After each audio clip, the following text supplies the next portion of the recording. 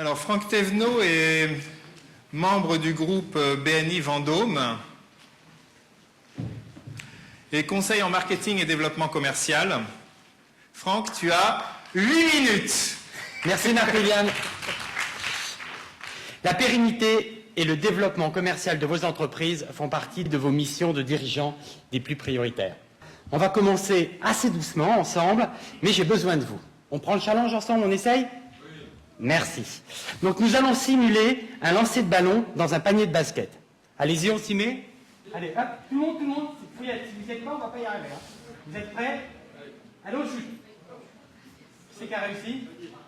Pas mal.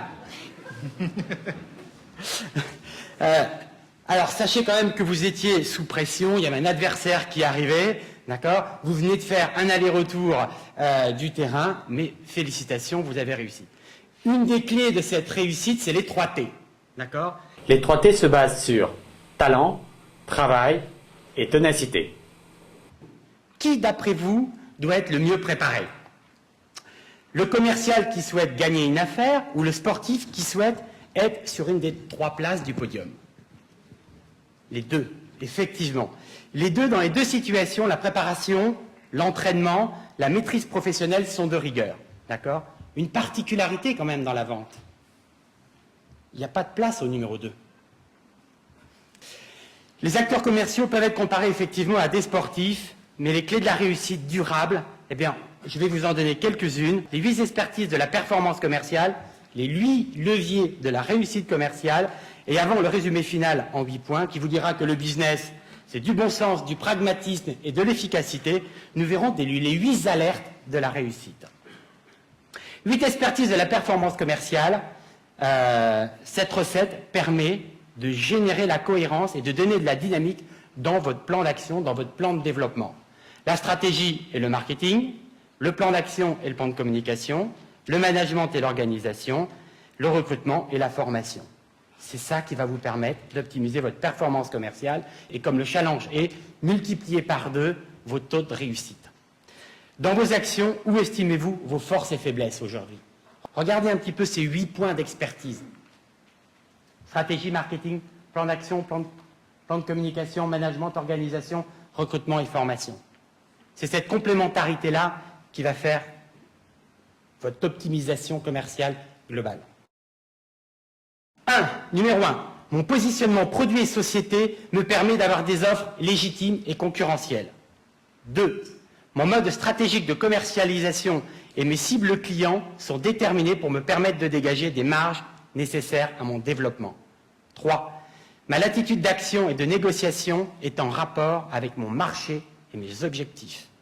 4, la qualité des produits et des prestations que je livre répond aux engagements de mes clients.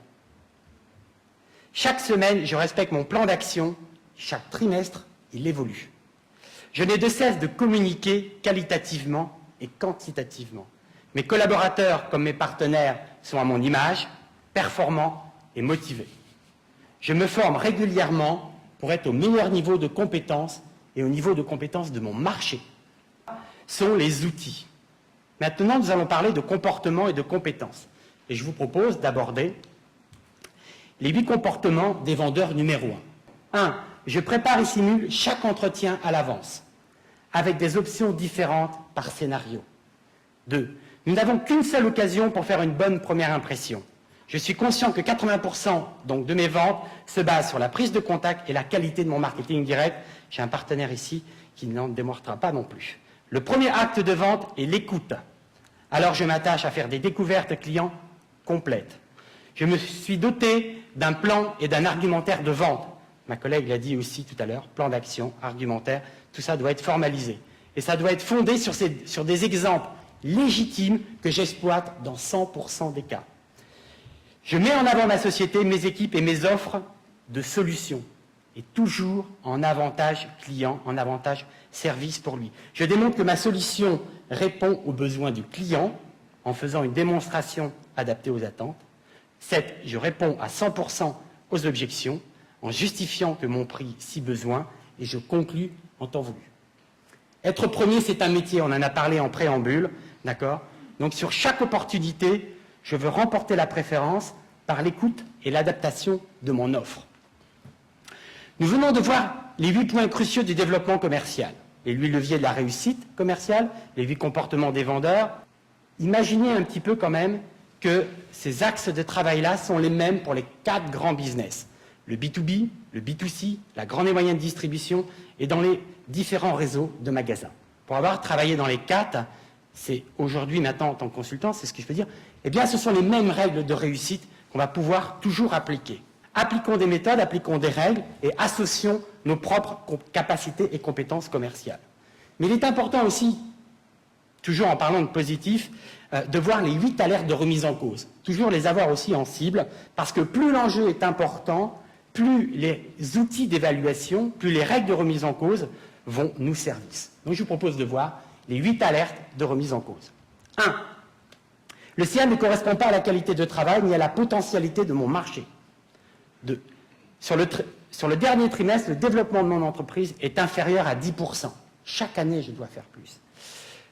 La perte de 15% de mes ventes va déséquilibrer ma rentabilité. 4. Dès lors que vous n'êtes pas à 100% de vos objectifs, c'est une alerte de remise en cause. Dès que la marge baisse ou est inférieure à 10% du CA. Dès que vous passez plus de 20% de votre temps en dehors de votre mission principale. Mission principale du dirigeant d'entreprise, par exemple, excellent exemple, mission principale que vous êtes fixée et donnée. Dès que votre taux de transformation moyen est inférieur à 25%, 25% étant le taux de transformation moyen normal national.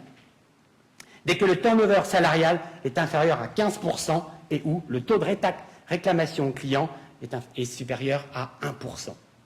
Ces 8 critères doivent vous permettre d'enclencher une remise en cause globale et partielle de votre activité, voire de votre entreprise. En résumé, pour multiplier par 2 votre taux de transformation. 1. C'est là qu'il faut vraiment prendre des notes. 1. Mon positionnement produit et société est légitime et ce sont mes atouts concurrentiels. 2. Ma stratégie et mes cibles clients sont mes axes de travail uniques. C'est sur mes savoir-faire et savoir-être que je vais avoir les meilleurs résultats. 3. J'assume ma charge de travail, analyse mes résultats, recadre si besoin mon plan d'action. Je diversifie mes actions de fidélisation, de prospection et d'animation de mon réseau. 4. Une bonne communication, c'est vital. Elle doit générer au moins 30% de mes commandes. Mes latitudes d'action et mon large champ de responsabilité me permettent de conquérir et d'être innovant. 6. La qualité de service des produits, ce n'est pas un atout, c'est un dû. Elle génère en même temps fierté d'appartenance à l'entreprise, fierté d'appartenance à l'équipe. Je choisis de m'entourer des meilleures compétences. L'envie de gagner et de bien faire est présent quotidiennement chez nous tous dans nos équipes. Et 8. Je me donne les compétences et les capacités de réponse pour maîtriser mon marché. Être le premier, c'est un métier. Remporter la préférence demande un investissement personnel. Si vous listez les points de non-performance que vous pouvez avoir, qu'on peut avoir tous chaque année, et qu'aujourd'hui vous vous attachez à les faire disparaître, en continuant à travailler sur vos points forts, je vous assure, vous pouvez multiplier par 2 taux de transformation.